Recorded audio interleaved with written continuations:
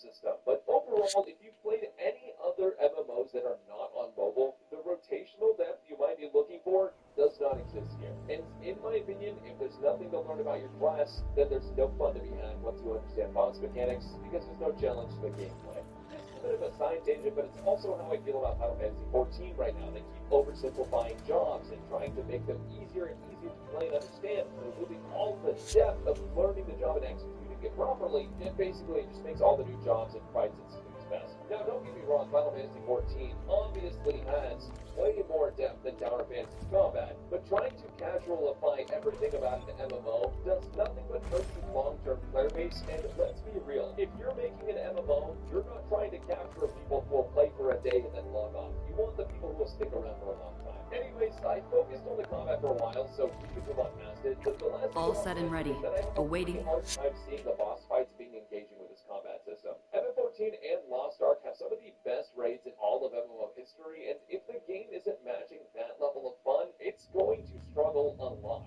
Now, there are some brand new systems added in the Tower Fantasy Warp server that make it feel a lot more social, which is a huge plus. For one, there's a guild-based system, which helps with social and guild events. There's also new guild missions and events, and a new team combo attack system, but since I played on the beta, I never actually got to try that one out. Another positive is that there's also a new player market that allows players to trade tons of items. The issue is, though, that the only items that are really being traded are simulacra skins and progression items, which is a similar issue that Star Residence has. MMOs need a true open and player-run market on basically all items. Otherwise, the marketplace can feel incredibly lackluster. This is a result of having a stamina system and a paid cash shop in the game that allows you to trade items, and it will continue to have issues. I can't give you all of the details on how the player market operates, since I didn't see anyone actually using it on the beta, but its existence is a huge plus side, even if it is limited. On top of these new features, there's also a life skilling system that lets you pick two skills. He who suffers today is not among us.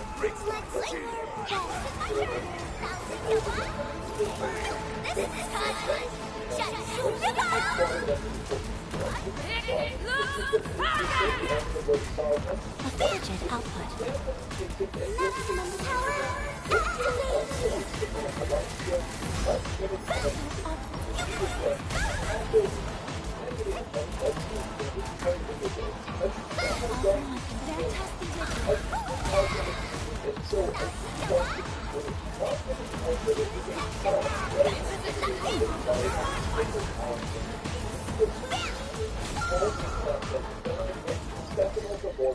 It doesn't automatically make it a fully fixed game.